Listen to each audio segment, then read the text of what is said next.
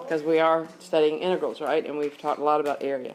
All right. We're going to get into some details that we have not yet dealt with thus far. And to help you see where we're going with this, and I literally think there are basically, in my opinion, two new ideas. I will tell you that in 8.1 there was some emphasis by the authors on starting out thinking with Riemann sums. The only time, in my opinion, you should start out thinking with Riemann sums is when you have no other option. Because once you know how to find the exact value, it's like, why would I want to start out approximating it? Well, if you're in a situation where that's all you've got, then you should start out thinking about the approximating technique of the Riemann sums. But to me, that's why I didn't teach it that way. And so there's a couple of them on the homework that probably mess with your head a little bit just because the authors started it that way and I didn't. Okay?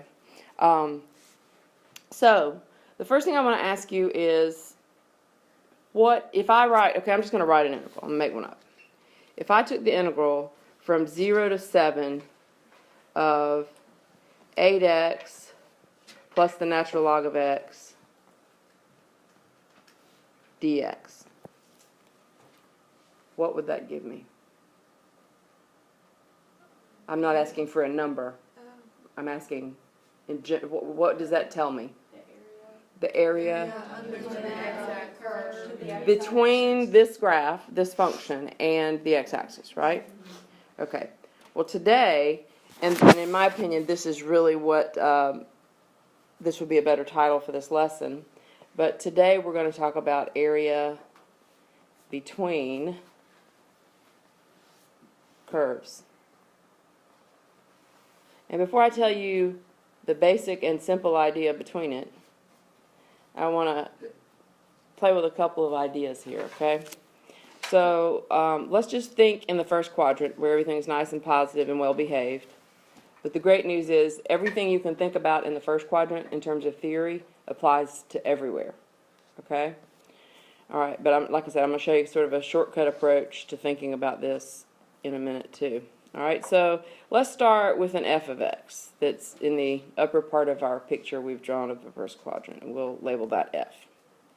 All right, well, if I found the integral of that, and let's kind of roughly shade it, and let's come over here and say that, okay, this would be 0 to 7. I'm not sure why I'm feeling a 7 today, but we'll go with it, okay?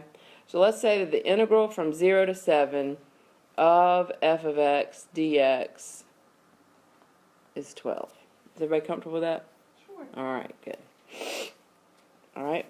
Well, if I came in behind that and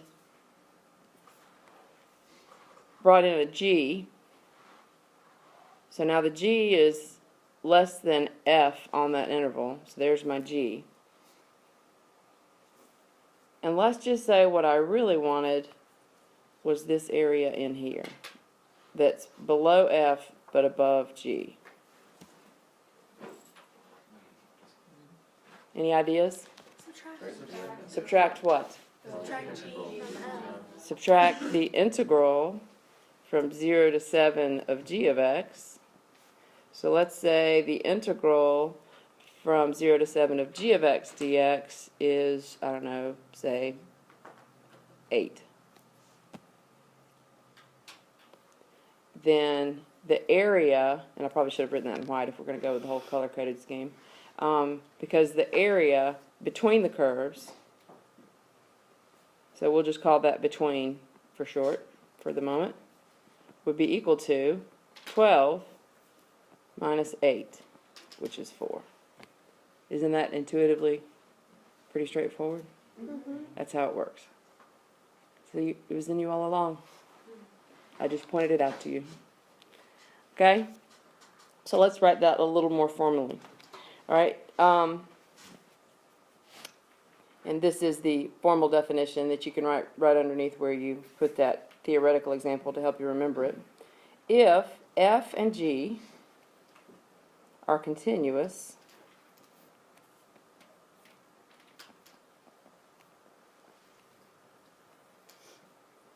with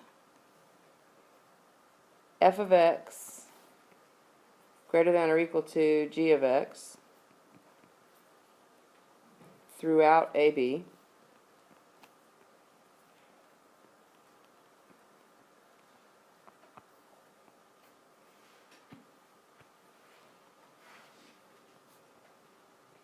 The closed interval AB.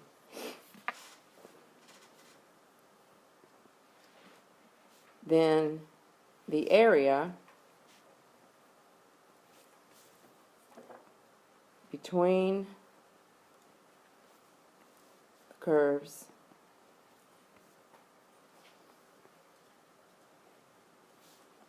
y equals f of x and y equals g of x from A to B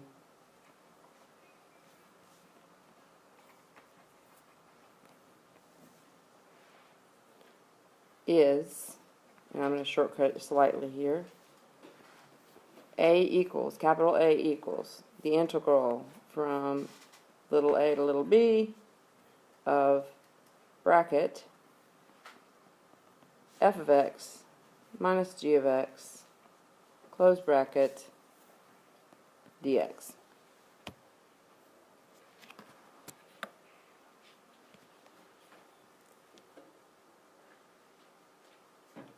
Isn't that what we just said? But in abstract, so that it applies to everything. Here's a little thing to remember. Draw an implies arrow under that. And we're going to do this abstractly, but with some symbolic notation. We're going to use our integral symbol, parentheses, top minus bottom. Close parentheses. And we'll say dx, even though obviously top minus bottom doesn't really have an x in it. Miss Twitty, Yes? like, what if your g of x happened to, like, be above f of x? That's why we want to remember top minus bottom. Because when they trade places, you've got to integrate. Well, let me ask you a question that's related to the question you're asking me. When we find the integral of a function that has on the interval that we're interested in, it starts out so that the function I'm interested in is completely above the x-axis. And then within the interval, so somewhere between a and b, there's a 0. And the next part goes below the x-axis, right? So I've got a part above and a part below. If I just integrate from a to b, what does the integral machine actually do? It subtracts or adds the negative area as negative, right? So the integral is not necessarily the area. When is the area equal to the integral? When it's all positive. When the integral is positive, or you take the absolute value, right? So that's that's the idea here, okay? Well, in the same way, if I have f and g, and that was very evident that you were thinking in the right direction, Clark, that you asked that question, because that becomes the thing that messes with your head a little bit. Now, a minute ago, I did a sketch in the first quadrant to get y'all thinking about the fact that based on what you already know, this makes sense, right? In a positive way, it makes complete sense. All right, well, let's just say that f starts out down here in the third quadrant, swoops up across the x-axis, and then somewhere curves back down way over here somewhere. All right, well then, let's call that one f. All right, well, let's say g starts out in the second quadrant, so it's above the x-axis on my left side, and it comes down, crosses f, and then comes back up, and then winds up above f over here at the end. All right? So if my job is to find the area between these two functions on some specified interval, and let's just say a is some negative value back here. Sorry, I hit the wrong thing. Let's just say that a is some negative value back here. We'll put it right in there somewhere. So since there's no scale, that doesn't really have any meaning. But there's a is some negative value, and b is way over here on the right side of our picture. So that now we have an interval from a to that first intersection point. Let's call it c. And then let's call the next intersection point d. You with me? All right. If I want to know all the area trapped between these two curves. If I just integrate f minus g, because f started out at the top on the right, I'm not going to get the right answer. All right? So what was one of the strategies we had, back to Clark's question and my question back to her, about the fact that, how did we deal with the fact that when I wanted the area, what was one strategy for dealing with the fact that one, not using the absolute value, by the way, what was one strategy we had for doing the total area from one that had a positive region and a negative region involved in it? You had to stop. Where did you break it, Marquise? Where the function got like where it went under the x. Right. So in other words, wherever my 0 was, or where it crossed the x-axis, right? Okay. Well, you're going to use the same strategy here, but if I'm interested in the integral, and this is terrible notation, but I'm going to, if I'm interested in the integral from a to b, which is what I would in some way have to do that to get the area I want. Doesn't that make sense? Mm-hmm. Then I have to break it up. So I'm going to do the integral from a to c, the first point where they trade places. So from a to c, which one's on top? G. And then from c to d, f's on top. And then from d to b, you see it? So we're going to go from a to c. And my top function over there, which is really important for me to note, is g. So I'm going to do g of x minus f of x dx. Right? So with You got to have top minus bottom for each interval. And then I'm going to add to that what? C to d. Now who's on top? So now I go f of x minus g of x dx. And then I have one more to add to that, and that would be from D to B. Wait, I'm so used to putting A, I put an A there. D to B. Now what's on top? G again.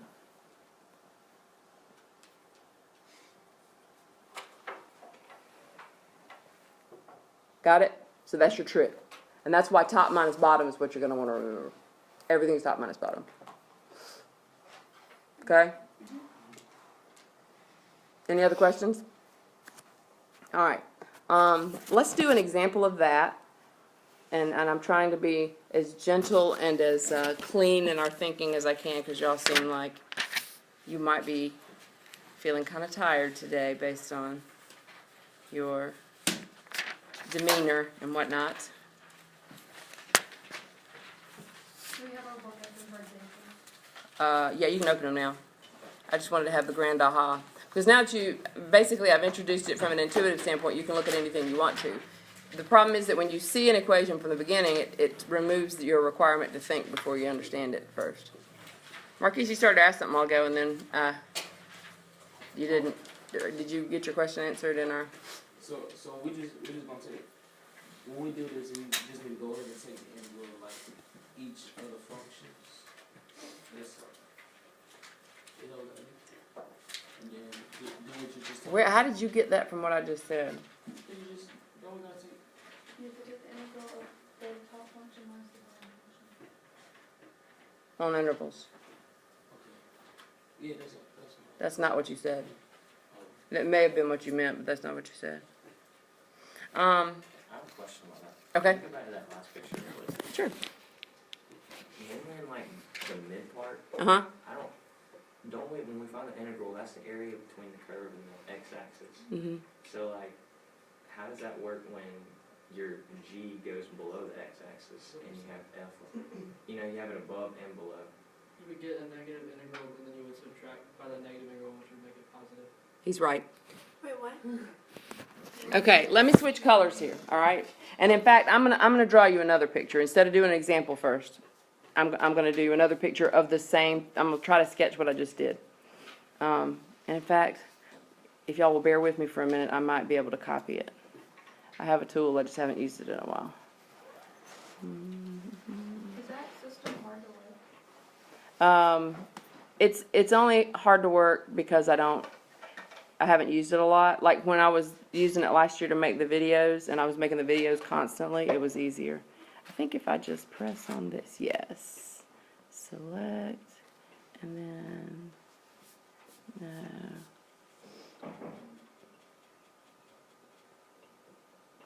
Undo.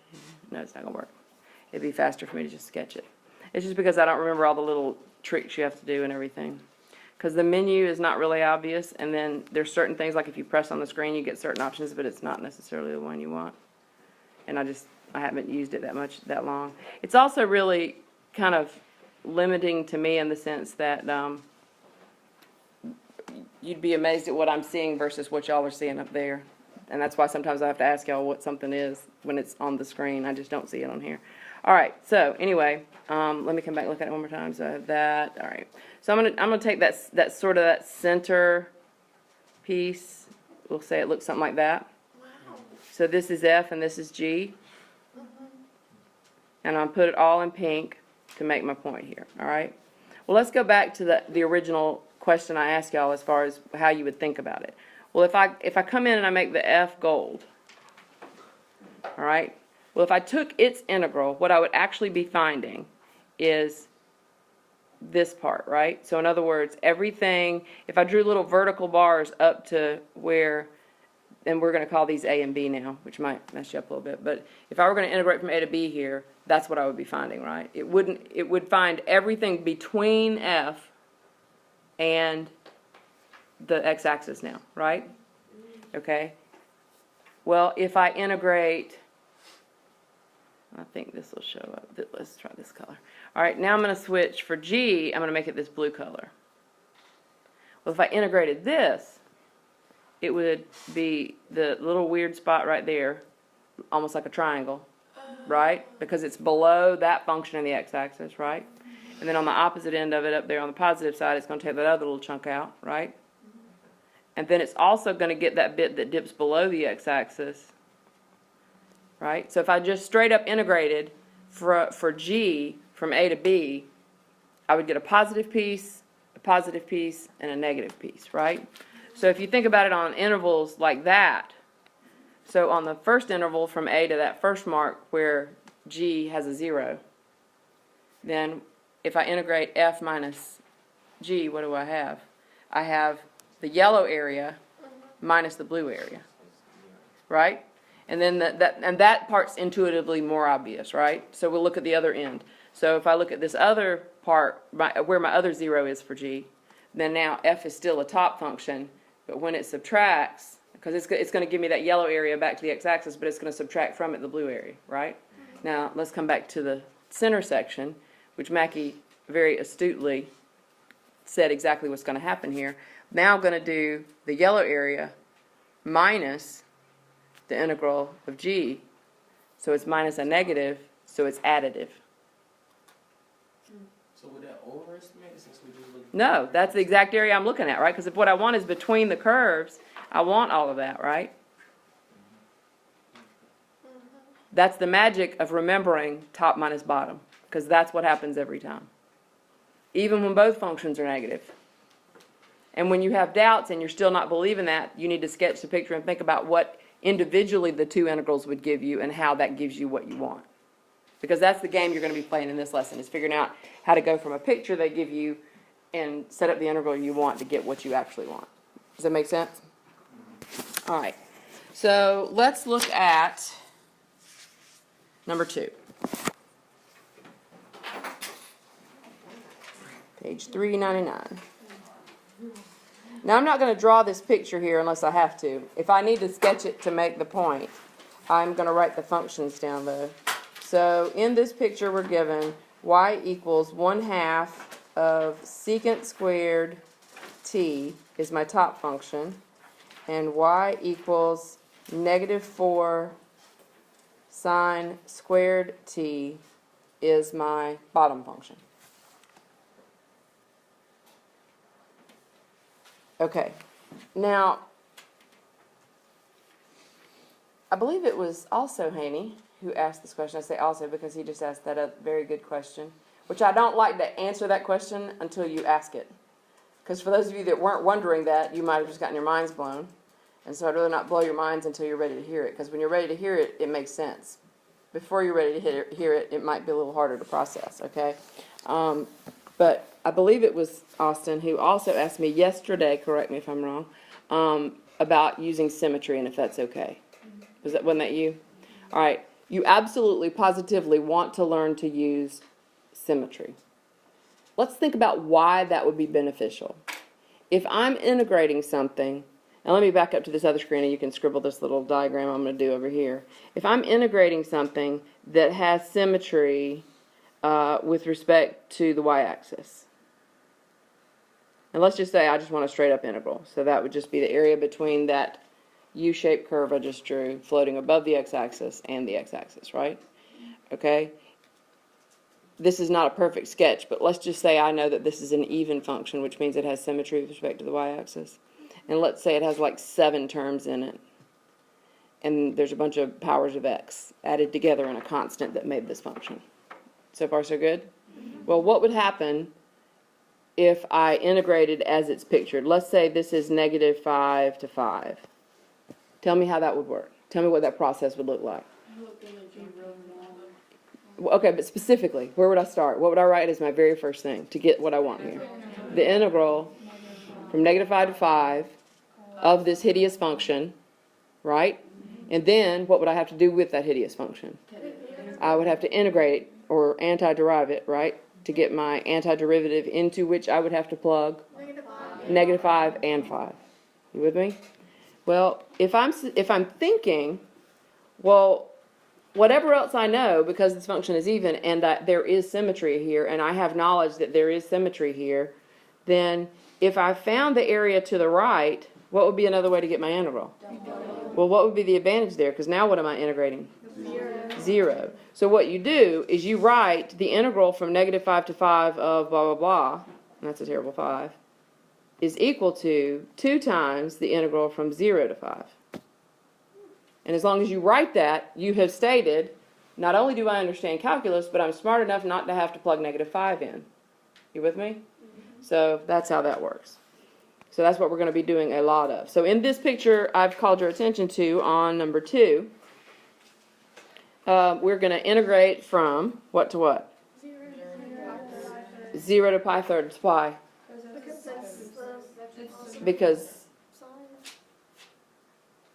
Because both of these functions have symmetry, right? Okay, so we're going to integrate. So to get the area, because our directions here say find the area, by the way. And why is that important? That's right, area is always positive, okay? So I'm going to integrate from 0 to 5, not 5, pi thirds. 0 to pi thirds, but what do I have to do with that? Double it. I have to double the integral from 0 to pi thirds of top minus bottom. So 1/2 secant squared t minus, well actually plus because it's negative minus negative, right? So 4 sine, wait, that was a sine squared t.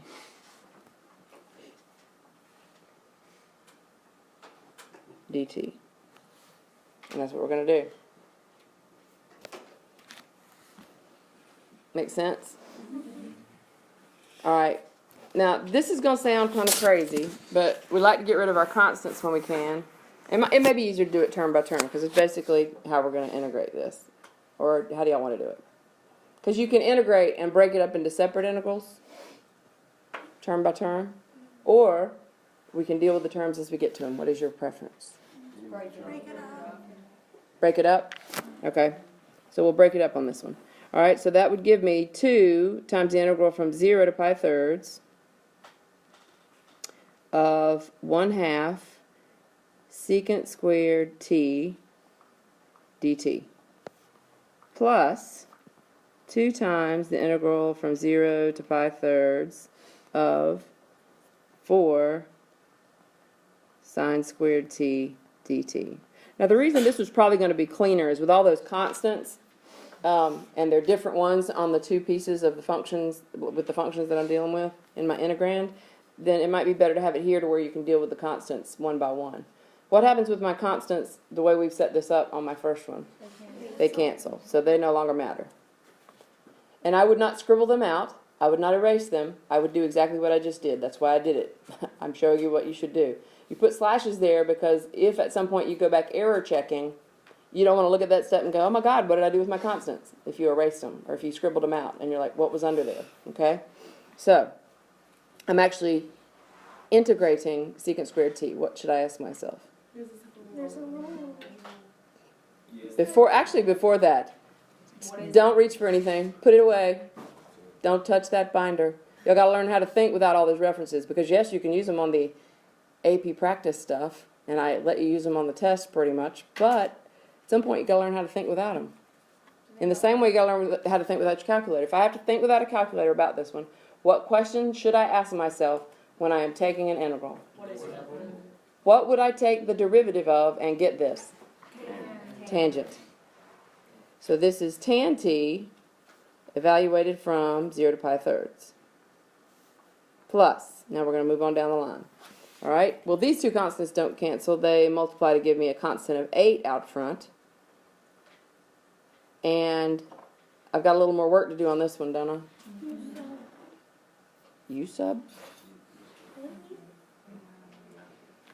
Now, I will pause and let y'all talk yourselves through this one. Because that's how you learn to do it. You do it under pressure. You can break it apart and do the integral sine plus the integral sine. Can you do that? No, because we're multiplying. I was thinking you sub and you would do you. I would just kidding, you can't do that. Like Yeah. this. Darn it. Now grab whatever reference you need. I would like to pause the video, but at the same time I would like for whoever watches this video, since there are 3 people not with us today, Kelsey, Savannah, and Madison. I'm sure they... Michael's not here either. Oh, and Michael. That was a given. Well, I mean, Michael's been absent so much I almost don't notice whether he's here or not because he's gone so much. It's like I'm surprised to see him when he shows up, so I have sort of the reverse going. Anything? Anyone? Any thoughts?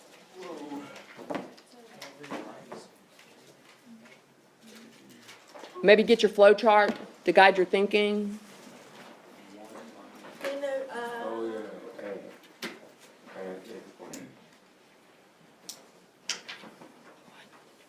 Can we do that? What do you mean add the exponent? No, we can't do that. What did you say, Dalton? Couldn't you change it to 1 minus cosine? You could. Would that do us any good? who, what did you just say? No, I'm asking. No, that's at least you're thinking. That's what y'all need to do. You need to think out loud because if one of you says something, the other one will hear it and go, oh, wait, maybe. Dalton's question was, could we use 1 minus cosine squared? That would be a valid replacement for sine squared, but is that better? Why not? You still have cosine squared, right? But it's not a bad thought because he's thinking, that's a good strategy for trig. What was he thinking when he came up with 1 minus cosine squared? Replacing. Identities, maybe? So that should be a reflex that's clearly not in you today anyway. So maybe you're so catatonic that your reflexes aren't functioning, but yeah, that's a problem. Yeah, I see it too. Could you use that? The half angle formula is cosine, the sine squared equals 1/2, 1 minus cosine 2 of x. This is not, y'all aren't asking me. I want y'all to decide and let me know what we're gonna do. Okay, well, on the back of your unit circle, it looks like you could use the half angle formula for it because then you could use. So while she's talking 90 miles an hour, are you looking where she's looking? Because if you're not, you need to be. That's why I say get your stuff out. Yeah, And if you don't know your identities, you better have them out because there's a lot of trig in this chapter. You better have those. You better have that unit circle where you can grab it and look at your identities. yeah, I think you could use So you tell me what to write. Let's try it. 1 half times 1 minus cosine.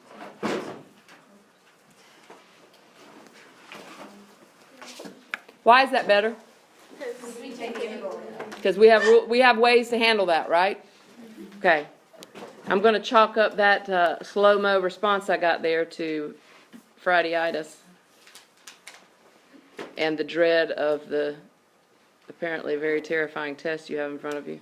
All right, again, we're going to combine our constants and get that half out of our way. So we've got a 4 we pulled out. All right, so now let's see if we can't do this as we go. What is the integral of 1? T. But you were right, the variable, right? That's why the dt matters so much, because look over there to see which one we're using at the moment. All right, so now, what do I have to do for this little cosine issue? Now we use sub. And what do we write up here to show what we did?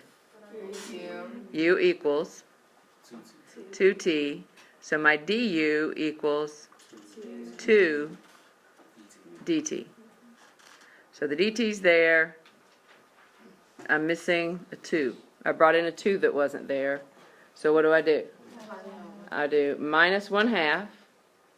And then, so I'm integrating cosine, negative cosine u. So I'm going to keep the negative, right? So that will be right. So this would be sine u, but I'm not actually going to write the u. This is where you're kind of doing it in your head, but you showed what your basis was by writing that u and du over there. You with me? Because some of y'all did not do that on the test. All right. And then we close our brackets. Let me switch back to my, oops, that's not what I wanted to do. Switch back to my blue color. I hope I got the right blue color here. Close the bracket, and we're going from 0 to pi thirds. We ready? All right.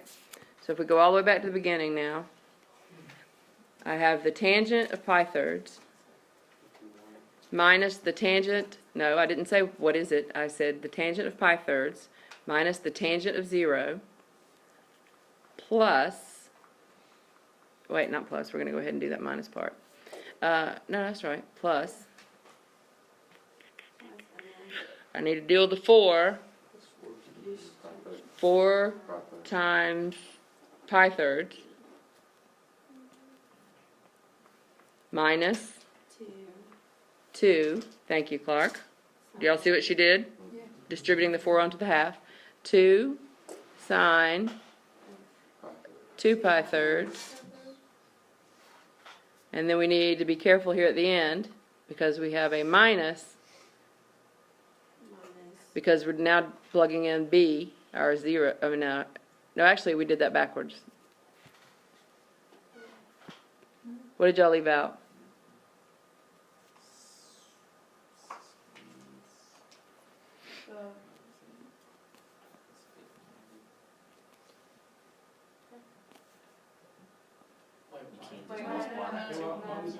Why are you doing 0 first? Okay. I'm just seeing if y'all pay attention because you act like I didn't know what I was doing. So I just thought I'd start doing stuff till I got a reaction. At least I got a reaction that time. I said minus and you all stared at the board as if I had grown horns. Yeah, subtract the second part. Yeah, so that's all I was asking. And I looked and everybody's going, got the big eyes and stared at the board like, there's more? What do we write? Then 4 times 0. 4 times 0, except I need a pencil, not an eraser to write with. 4 times 0 Would it be plus 2? plus. Why is it plus? Because you're distributing that negative. Because we're distributing our negative. And we have Plus 2, sine of 2 times 0. a sine of 2 times 0. So it's We'll go ahead and put a 0 because I'm running out of room. Y'all good with that? All right. Now, that step matters. You should write it. You know why? Because one of the things that will happen as you go through the rest of this chapter is you'll get faster and faster at these. And when it's a polynomial and there's x's everywhere in your antiderivative and you've got 0 as a limit, you're like, oh, well, that's just 0, right? Because if I've got variables in every term and it's a polynomial, they're all going to go to 0. Does that make sense? So you get dismissive about 0, which will destroy you in trig because everything's not 0 when I plug in 0, right? So if I write this out, again, for your error checking purposes, you want to have this written out. What is the tangent of pi thirds? I'm hearing the square root of 3. Shall we confirm that? square root of 3. Yeah, I'm just making sure because I'm hearing other answers too. All right, what is the tangent of 0? 0. 0. What is 4 times pi thirds? 4 pi thirds. What is the sine of 2 pi thirds? So I'm going to have minus 2 times Square root of 3 over 2. square root of 3 over 2. I see some strange faces. Are y'all with me? Or in agreement? Okay. Minus 0 plus 0 equals. Now, we're going to just combine what we got. And what did we have? We have a square root of 3 that nobody can add to, right? Yeah, But it's it's gonna gonna cancel.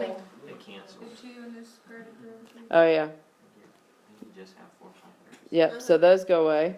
And all you're left with is 4 pi thirds. Beautiful, man. That wasn't that bad. That's how that's going to work. It's so nice whenever you just like cancel off. and you Yeah, it is. don't- Yeah. And that's the other beautiful thing about getting in the habit of writing out term by term. Because if you're doing it as you go, you don't catch that sometimes, and then you're mad at yourself. All right. One of the other things that's going to happen to you in this lesson is going to make you want to cry, because you're going to, and especially if your name is Morgan, you're going to sit here and do something the long way, and then you're going to realize that you did it the hard way. Or that you were trying to do it the long way, the new way. I shouldn't say the long way, the new way. What's our new way? Top minus bottom, right? All right, look with me, if you will, at number 10. Now, I'm not going to tell you how we're going to do this. I'm going to ask you how we're going to do this and see what you have to say about it. Couldn't you just make, almost do it as if that x plus y equals 2 is a triangle and then subtract? Oh, that's still top minus bottom. Wait, wouldn't you just break it apart to 0 to 1 and 1 to 2 and find the integral from, like, use the first function from 0 to 1, the second function from 1 to 2 and add them? That's what I Yes. Yeah. Okay. That's how you do it with respect to x, but I'm going to use this one to show you how to do it with respect to y, because that's something else you have to know how to do now. Okay? Put that on the back burner. We're going to do what we already know, right? So if I want the area here, which is what I'm told to find, the area equals. Now this is where those of you that were kind of sloppy in your understanding of the difference between area and integrals in, what was it, chapter 6 where we did that? This is where you're going to come back and get that cleaned up, okay? Or not get the right answer. All right, so my first piece of my area is going to be what? You tell me. 0 to 1 of x squared dx plus the integral 1 to 2. 1 to 2, 2 minus x. 2 minus x in parentheses as my integrand. Anytime you have a sum or a difference in your integrand, there should be parentheses around it. I've mentioned that a few times before, but it's time to get those little details cleaned up. All right? So then that would give us, this should be a stupid quick one to do, so let's do it. That would be x cubed over 3, integrated from 0 to 1, plus 2x minus x squared over 2 from 1 to 2 equals. And then that's going to be, when I plug in 1, I'm going to get 1/3, and I plug in 0, I'm going to get 0 in the first one, right? So it's going to be 1 minus 0 plus, Wouldn't it be 1/3? oh my bad, forgot about the 3. It's my little split screen thing I'm having to do up here. Or not split screen, but I'm only seeing part of my screen. 1/3 minus 0, right? And then what? You're going to have 4 minus 4 divided by 2 would be 2. And we're going to shortcut this one just because it's a simple little polynomial, and I want to move on to the y version of this problem.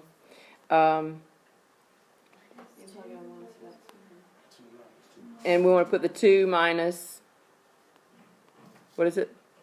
1/2. Everybody with me? Or is it 2 minus 1/2?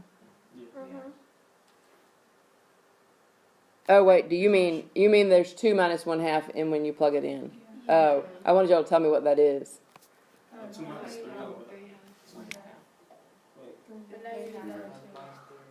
That's why I was writing the 1/2. That's what I was hearing. That's why I was like, well, how's that 2 minus 1/2? It's 3/2.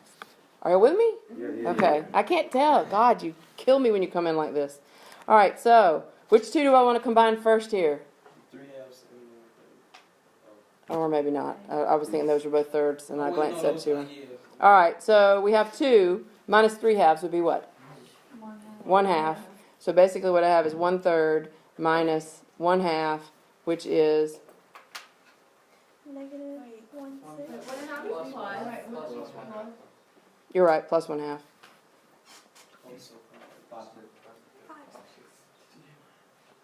Yes? Yes. All right. Sorry for rushing that when I'm ready to get on to the Y version. Because, okay, they give you a formula in the book, but they don't make you understand the logic. All right? And this is where you got to get your thinking straight about the coordinate plane. So I'm going to hop over to another screen and come back to the screen because we're going to use that as our example. In the coordinate plane, we'll just go ahead and say that we are reasonably adept at working in terms of x, yes? So top minus bottom in terms of x would mean what about the two functions on whatever interval? If I'm saying top minus bottom on some interval, describe the relationship each of those functions has with the x-axis. That's not, They all Top is falling away from the x-axis. Okay, the top is above the other function, and presumably, let's just talk about it in the positive case to eliminate that confusion about the negative. So let's say both f and g are positive, and I'm thinking top minus bottom, then Zach's statement is correct, right? The top function is further away in the positive direction, right, from the x-axis than g is. Yes? That's exactly what you're going to do when you have to do the same integration with respect to y. You with me? Okay? So if this would be top at the top of the picture, right? Okay, so top minus bottom would have to be so that if I'm doing top minus bottom, then the top function is farther from the x-axis than the g is, right? Does that make sense? Okay. Well, so now if I come in and I'm looking at it from the y perspective, so now we're going to focus on the y-axis. Where is positive on the y-axis? To the right. So now if I've got a function over here and a function over here, so that the one that's furthest away from the y-axis becomes your top. So my way of teaching you how to think in terms of y is to almost take the coordinate plane and grab the y-axis and turn it horizontal and have the positive x-axis going up. Does that make sense? Okay, so let's see if we can apply that to this one. And I'm going to switch back to that light green color. And we're going to do it now with respect to y. Because you have to know how. You don't have to for this problem, so don't think of this as the way to do this problem. We're just going to do it another way so you can see how this whole with respect to y bit works. Because sometimes it will save you lots of stress. All right, to see what I was saying, it might help you to take your book, which you are used to looking at normally, and turn it up on its end so that you are looking at the picture on number 10 with the y-axis as your horizontal. That will help you in your thinking about this problem. All right, so if I want to integrate now, where did we get for the limits of integration that went from 0 to 2? How did we get that? What is the relevance of 0 and 2 to the x interpretation of the picture? It's where it hits the axis. Yeah, that's where the interval starts and stops, right, in terms of x? Okay. Well, what are the coordinates of those 2 points? 0, 0, and 2, 0. Those are 2 points of interest, right? Okay. What are the coordinates of the point where x plus y equals 2 and y equals x squared intersect? 1, 1. So we have 3 points of interest here that we're going to be referring back to. But now, because we're transitioning into thinking in terms of y, we want to focus on the y's here. So when you are integrating with respect to y, everything will be in terms of y. Does that make sense? If I'm integrating with respect to x, everything will be in terms of x, okay? So now, but this is the only flaw in the whole turning your book vertically. Okay? Because now, where is positive? left. To the left. So that's backwards, right? So we're going to work from 0 back. But that's still positive. Y'all okay with that? All right, so if I want the region now relative to the y-axis, if I'm looking at it as my sort of horizontal, air quotes, right? What's top? X plus y equals 2. Well, when I was dealing in terms of x, I wanted y by itself, right? Because I wanted the x expression that represents y. So what do you think I'm going to want now? I want x by itself. So we're going to convert our functions too. So we have y equals x squared would give me what? X squared y. X equals the square root of y. And we don't need both cases because we're only in the first quadrant anyway, right? And then, whoops, sorry about that. Then,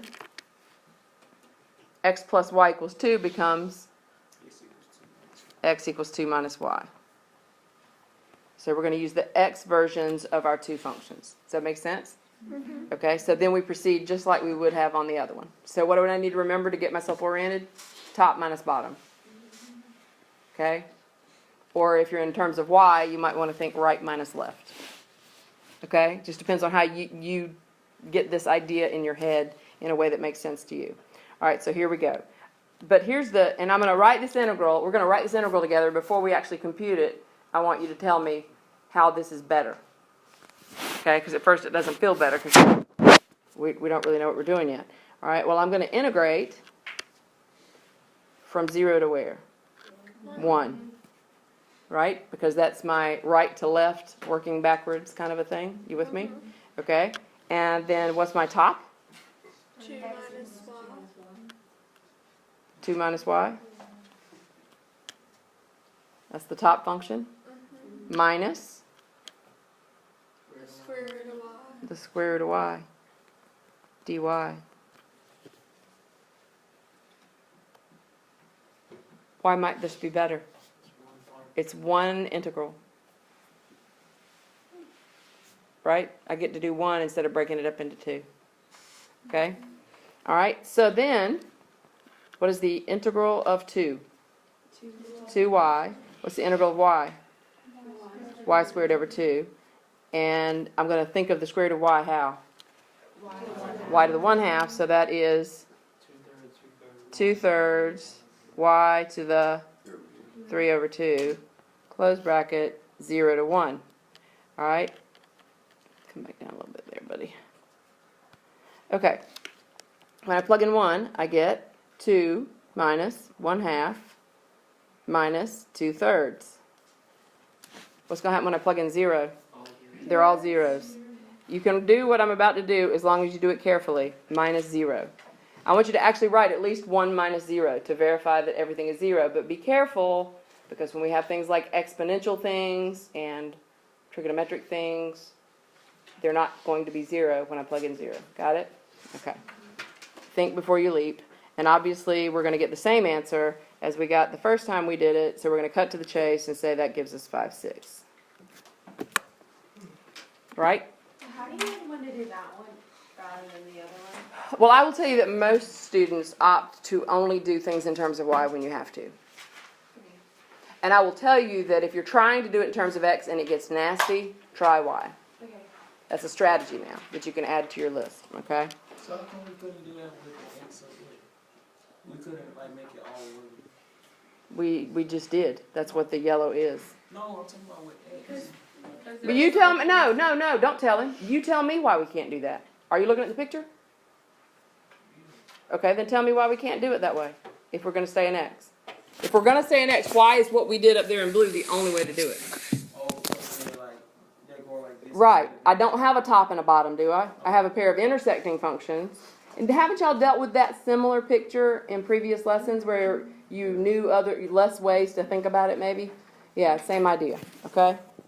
So that's why. All right, let's look at 14 real quick, because this gets to the question that was at hand when I said let's stop and do examples, which is what about this whole parts of it being negative and whatnot. Now, when you look at 14, it's a little bit scary, but what do I need to remember? Well, first of all, when I look at it and I see and to your question, Clark, as I'm looking down at 14 to make sure that there wasn't anything weird about the directions for 14, 11 and 12 tell you. So when you do 11, it'll tell you to do it with respect to y. And sometimes it will, but if it doesn't tell you, you get to decide how you want to approach it. All right, so on 14, when I look at this problem, and this is a new step in your thought process because we haven't dealt with two functions at once before. All right, when I see two functions, whether I'm handed two functions and no picture, or I'm handed a picture involving two functions, the first thing that should pop into my head is top minus bottom. So write that on your paper right now. Top minus bottom. Now, you don't have to write that on every problem, but that's what needs to happen in your head first before you even start thinking about how to do this problem. And how will that help you? Well, when you look at this picture, clearly that nice little well-behaved straight line is easy to detect in that picture, yes? It does not stay on top the whole way, does it? So I've got, what am I going to do here? Break it up. So my area equals the integral from, oh wait, let's time out. Is there any symmetry here I can use? No. No. That's another thing to check for before you get started. All right, so from -2 to where? -1. We're going to integrate. Negative x. And let me show you another trick. Now, y'all might not like this, but if you get in the habit of doing this, it's a great time saver. And you can use this on the AP exam, okay? In this picture, well, they didn't label them that way. If they had labeled them f and g, you can literally write f of x minus g of x here instead of writing the function itself. So when they're nasty functions, remember that trick. But they called them y's, so I don't want to add to the confusion by coming up with new names for them. All right, so what's my top? Negative x plus 2, right? And then now I'm going to need double parentheses, because I'm putting that in parentheses just to emphasize what we're doing. Let me back up and clean that up a little bit. I'm going to put big parentheses to show what's inside my integrand, and we're going to have a negative x plus 2, close parentheses, minus, and I need that in parentheses too. And some of y'all are still struggling with the whole concept of distributing a negative. So pay attention to that on this assignment in particular. Dx. And then what? We're going to do plus the integral. -1 to 2. And what's going to be different here? The other one's the other way around. So it's 4 minus x squared.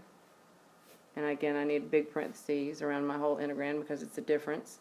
Minus, in parentheses, negative x plus 2, close parentheses, and then what? Plus the integral 2 to 3, big parentheses, now what's top? Negative x plus 2 minus 4 minus x squared dx.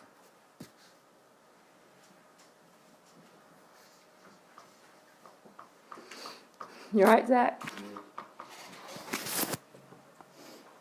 Okay. So that's how you're going to do that. And I wrote this kind of accidentally that way just because I felt like I was running out of room. But I'm going to write it now. I'm going to show you some algebra we can do over to the side here. All right? Yes? If we had a question like this, because it's like, it's not hard work, but it's like a lot of work to do. Would it be like a free response? Oh, no. No, this may well be a multiple choice problem. But your multiple choice problems will vary in problems you can look at and know the answer and problems that you have to you feel like you're doing a free response question. Not back and forth, but you'll do like 3 in a row where you did little or no computation to get your answer, and then you'll have one where if you don't do a bunch of work, you're not going to get the right answer. And the answer choices are things like 0.00241, 0.00357. I mean, it'll be like random crazy decimals, so there's no way to, yeah, do the work, because there's no guessing. There's no, oh, well, it can't be those.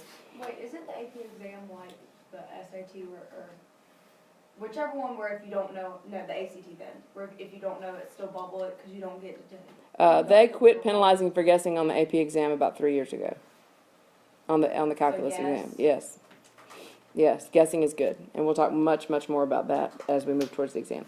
All right, but what I want to show you here is to do the algebra first.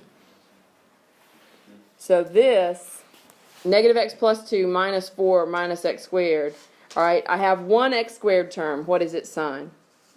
No, it's positive because it's having a minus distributed to it. So I'm going to write them in descending order. All right, then how many x terms do I have? And so does it stay negative or change? It stays negative. All right, then I have positive 2 minus 4 minus 2. So you want to take the time to go through and change your integrands before. Because one bad habit, and I had some students last year that did this, and they were super meticulous, and they would get the right answer most of the time, but this, you're putting yourself at risk of screwing up if you don't do this to start with. Do the algebra first. They would actually do this and plug into those terms and not even notice that they could have combined them. And you're just making it harder on yourself. All right, so tell me what this one's going to end up being. Negative x squared plus x. What is it? Plus 2. It's minus 2. 4 minus 2. Yes? Okay. Do you see how easy that is to screw up? Because you're really dismissive about the parts that you think don't require thought. But you can miss the problem just the same over something stupid and do all the hard part right and still get the wrong answer. So that hurts. All right? Talk to me about this one. It's the same as the first one, and that's the beautiful thing I want to point out to you. When you're doing these problems where you have to break it up, it seems like more work, but it's really more writing out because you're going to recycle the work you did already because you already simplified it once. And in fact, you will have already anti-derived it once, so you can use that antiderivative and not do that again. You see what I'm saying? So be smart about how you do your work. Don't sit there and do the same parts of a problem over and over again because that also will take up lots of trees. Okay? All right. I think that's gotten you to a good enough point that we can take the last 20 minutes or so. And I'm not even going to finish this problem because I'm pretty confident that if I handed you this integral to do, you could have it done in the next couple of minutes. Yes? All right. So I want to jump over and come back to 8-1. Yes? Do you need to do, you need to run for Monday for that 75? Well, just real quickly, look back at that one just so I can tell you a way to think about it. 73. What page is it? Do you know? 7. Yeah, 343. Okay, 343, 75. One of the things I wanted to point out to y'all the day that we did this lesson was that when you understand, now that you understand more about this picture, think about what that picture would imply. If I have the integral from 3 to 5 of f of x minus a, all right, well, what is f of x minus a going to do to the function? It's going to move it to the... No, it's to the right, right? To the right. To the right a steps, right? And so the graph would be moved to the right a steps. Well, now look at your limits of integration. No, they're moved to the right. Do you see what I'm saying? They're moved, no. They're moved to the left 8 steps, right? So then that's what I was wanting you to see, because now you can think about taking your limits and moving them. To me, you can think better about this problem in the context of top minus bottom and moving the integral. So you could play with that problem a lot more efficiently now than you could have then. And we could take the time to sketch it, but I think the 8-1 questions are more important. Those would be equal then, wouldn't it? No, they're not equal. But yeah, we can come back. In fact, if y'all want to, I can give you like a detailed, if either by hand or type it and give you that for later, just because we're kind of down to the wire on the time, and I want to address these 8-1 questions that I heard bouncing around the room earlier.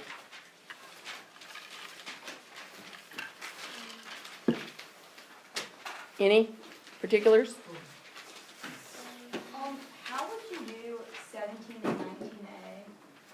I thought you would just take the integral, but it doesn't work. Okay, all you did was the integral? Would you do the area? Is that not the same thing? On 17, it's the same So thing. on 17 it'd be the same. So you added up the areas of those 4 triangles. Yes. Yes? Yes. Then what you found was how far it traveled in 4 seconds. Oh, yeah, you What do I need to know where it is? How would you choose the position? No, but think. What do I have to know that if all I do is add up the area of those 4 triangles I haven't accounted for? Go to the top. Okay, if I said I got on a plane and flew for 3 hours, where did I end up? Where- 3 hours away, From where? you started. Where you started. The particle starts at 2 when t equals 0. So it's going to be 2 plus the area of those 4 triangles, right? And then like on 18, it would start at 2. And then what does that first horizontal line tell me it did? Come on, people, y'all did this last week. Went to the right. How far? 1 meter. How do I know? Because that's the area of that space, right? And then what did it do? To the left. It went to the left one, and then went to the right one, and then it went to the left one. Where is it? Same place. Back where it started, at 2. notice that it started at 2. Very, very important. Okay? That's, believe it or not, that's a probably statistically, I would say, significant number of people who miss that question. And or should I say those questions on the AP exam that require you to think about where something started from. Anything else? Surely that's not the only For question. 5, do we have to use that rule that we did earlier in that example? To take the integral? U down? sub? Why would U sub work here on number 5? So you got cosine. Because I have the cosine there, right? If I use sine as my u, right? My du is cosine, so it's there. I don't know how to set up the function for number 11. Let's talk about number 11. And if you go back, and I would have to spend a couple minutes with the pre-cal book to tell you exactly which study guide to find it in. Somewhere in one of your study guides that your diligent and dedicated pre-cal teacher gave you last year, you would find this, okay? And you should recognize it when we finish, okay? All right. The first thing I'm going to do is teach you how to translate, and like Becca said, I totally forgot that there was a starting point. Here's what you should do. When you read the problem, you should record everything you read in your workspace before you get excited about the fact that you know all you have to do is find the area of 4 triangles. You know what I'm saying? Like you really, because you're going to get excited about the fact that, yes, I know how to do this one. And then you're going to ignore little facts that are pertinent to what you're supposed to be doing. But if you write them down and you didn't use one of them, you better go, wait a minute. I never used that particular fact, so what did I not do? All right, so here we go. Number 11. Recall that the acceleration due to Earth's gravity is 32 feet per second squared. Okay? This is my acceleration due to gravity, so I'm going to call that my A of t. Okay? Now, what is missing from that description? Your sign. Why do I need a sign there? What does gravity do? It pulls things down, so I need to make that negative. All right? From ground level, what does that tell me? You start at the ground. I'm starting at the ground. So whatever I'm about to do, my starting point is 0. My vertical starting point, right? Okay? A projectile is fired straight upward. Okay? So that means that my initial position is 0. Do you see how I'm interpreting these words into things that can guide my thinking? All right? Because I have to understand, remember, S is where something is at any given time, right? V is velocity, that is how fast it's moving and in which direction. And acceleration is, Speeding up. right, it's related to whether you're speeding up or slowing down relative to the velocity, right? And remember, we have that chart that talks to you about the signs to interpret that if you need to go back and revisit that idea. All right? So with fired straight up, okay, let me read that whole thing. From ground level, a projectile is fired straight upward with velocity 90 feet per second. What does that tell me? So S of 0 equals 0 when V of 0 equals 90. That's right, V of 0 equals 90. And I'm making it positive because it's straight up, and that's feet per second. So what's my unit for position going to be? Feet. Now, why does writing all that before I even read any questions make me think? And you don't, Because what am I thinking? If I've got information about acceleration, position, and velocity, shouldn't that make me pause and think, okay, what's the relationship between these 3 things? Which one is the function? S of S. And then what is V? Derivative. The first derivative of S. And then A is second derivative of S, also known as the first derivative of V. right? So if you've got that in your head, you've activated the right part of your brain to think about this problem. All right? Well, then A says, and if you don't do all that, if you just read that part and you're like, oh, okay, whatever. You're kind of dismissive about what you just read. And then you go, what is its velocity after 3 seconds? Then something in your brain says, how am I supposed to know that without a function? Okay? What is its velocity after 3 seconds? Well, if it's asking me that question, what do I need? I need velocity, right? So v of t, they didn't give me one. But what did they give me? Acceleration. Why does that help me? So I'm going to take the integral of a of t dt, right? What is the integral of negative 32? Negative 32t plus c, right? And then I can get my specific v of t by doing what? Plug in what I know. And what do I know about my velocity? That's right. So I would say v of 0 equals 90 implies that 90 equals 0 plus c, aka c equals 90. And if you see where this problem's already going, you could put a little c of v as a subscript. The constant in the velocity equation is that. So now I know my v of t is negative 32t plus 90. But my job was to find v of 3, so I say, well, that is negative 32 times 3 plus 90. That's negative 32 times 3. Negative 96 plus 90 equals negative 6 feet per second. And it's just feet per second because it's velocity, right? Do you also notice that if I stop and think about my units at the top of the problem, when I get here, I can just look back up and not have to confuse myself? Okay? Because there should also be a relationship in the units as you go down. And then that way, if you organize your thinking there, you're ahead of the game. All right? Well, then B says, when does the rocket hit the ground? Or a projectile. It doesn't say it's a rocket. Could be a rock. When S of t equals 0. Okay? Hits the ground.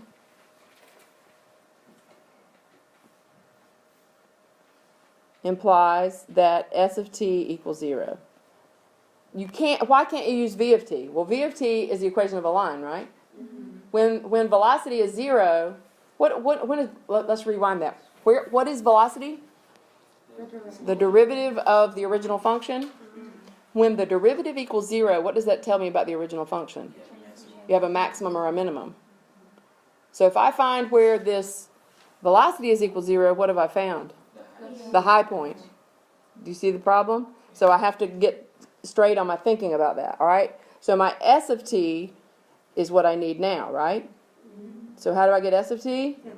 I need the integral of v of t dt. And I'm lazy. I'd rather write v of t than what I just wrote, the negative 32t plus 90, right?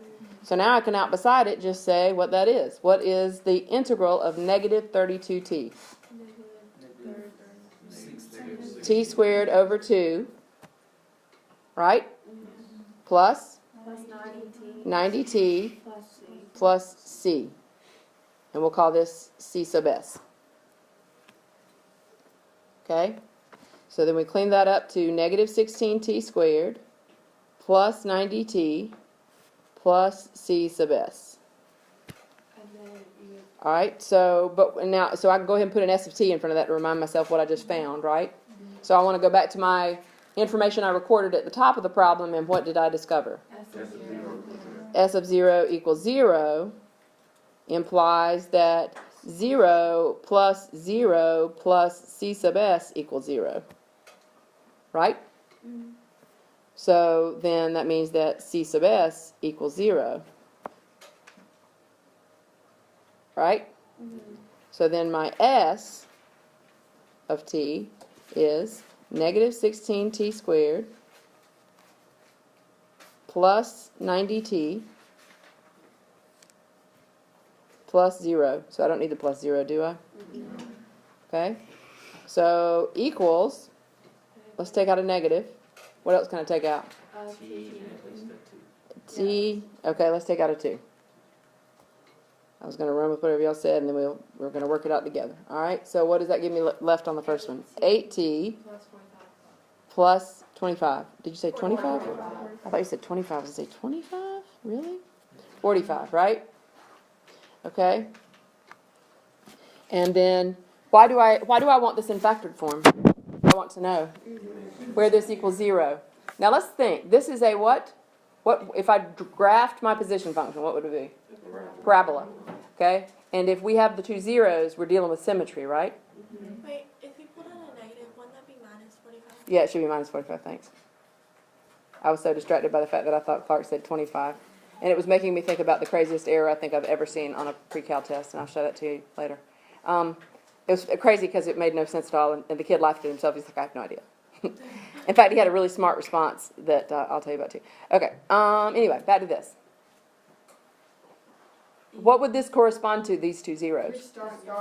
So S of t equals 0 implies that t equals 0 or 45 over 8.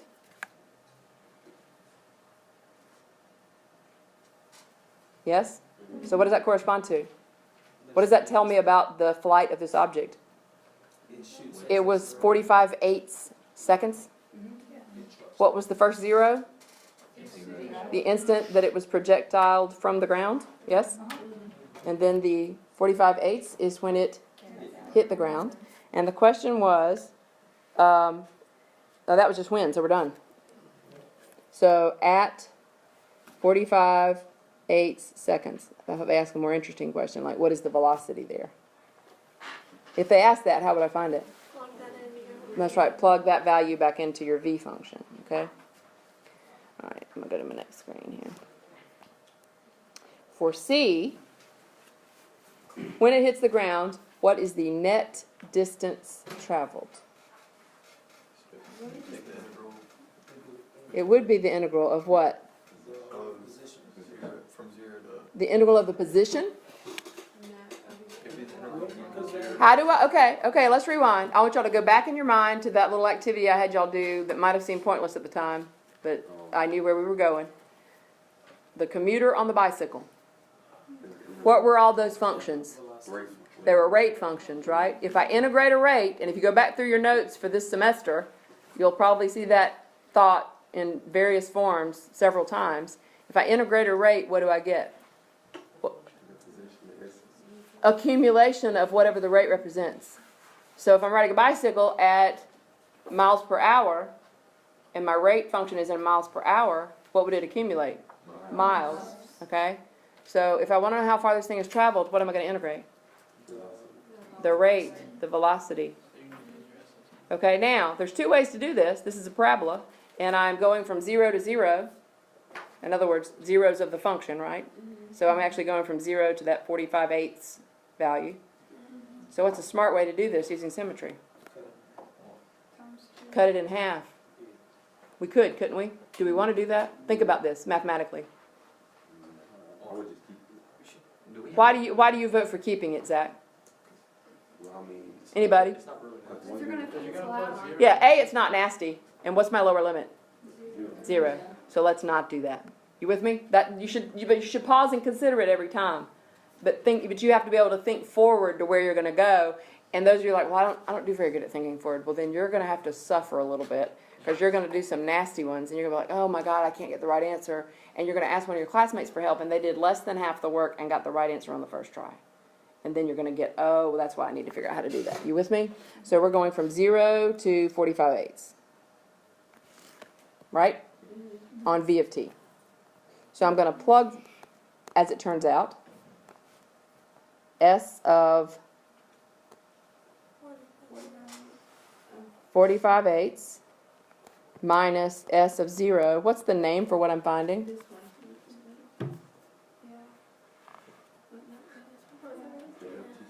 Okay, go ahead. Compute that right quick. You can use a calculator in the interest of time because we're running out. Or I might leave you at that. Wait, but isn't that where our t equals 0, so wouldn't they both just equal 0? And because we find straight up. Yeah, because Because if you write s of 45/8 minus s of 0, what should you discover? Because this function gives you how far off the ground you are. What is my height? That's 0. So how can I fix that? You need to go to the middle and then. Right, so I can't go from 0, right? You with me? So what can I do though? I can figure out what it is from either from 0 to the peak, and that would be my preference, or from the peak to the end. You with me? And then double it. Because this is net distance, so what a net, like. Oh, did it say net distance? Oh yeah, you're right. So a 0. That's our answer. Yay. We're doing D right now. Oh. Yeah, it's tetanus. D. Well, actually, I didn't glance down. I glanced down and saw distance traveled. You're right. I was trying to hurry. You're right. That is our answer. So we actually did that one the way we need to. So how do we fix that? Then you do D and you'll get it. And the smart way, in my humble estimation, is from 0 to the max value of wherever the T is for that. Okay, where would that be, thinking symmetrically? You just divide 45. 45 fourths. 45 fourths? 45 sixteenths? Oh, y'all were thinking faster than I was counting on. 45 sixteenths V of T dt would give you your answer. The reason I made a big deal about this is this gives you the generic position equation for projectile motion. And it's S of T equals coefficient due to gravity, T squared, plus the initial velocity times T, plus the initial position, which Morgan Wilson is my witness. I opened the Algebra 1 book and showed it to her in the Algebra 1 book, that exact equation. That's what you're discovering when you do this problem I have a question. by using calculus. Would Yes. you need a, no, I guess you. But how come our position graph's negative 16 t squared, and then the acceleration due to gravity is negative 32? You found it. Remember, I made you compute it because you wound up having to take half of it, Okay, yeah. right? But Well, actually, you're right. This should actually have a half in it. but The reason you do 1/2 G is that if you're in metric, it's not 32. okay.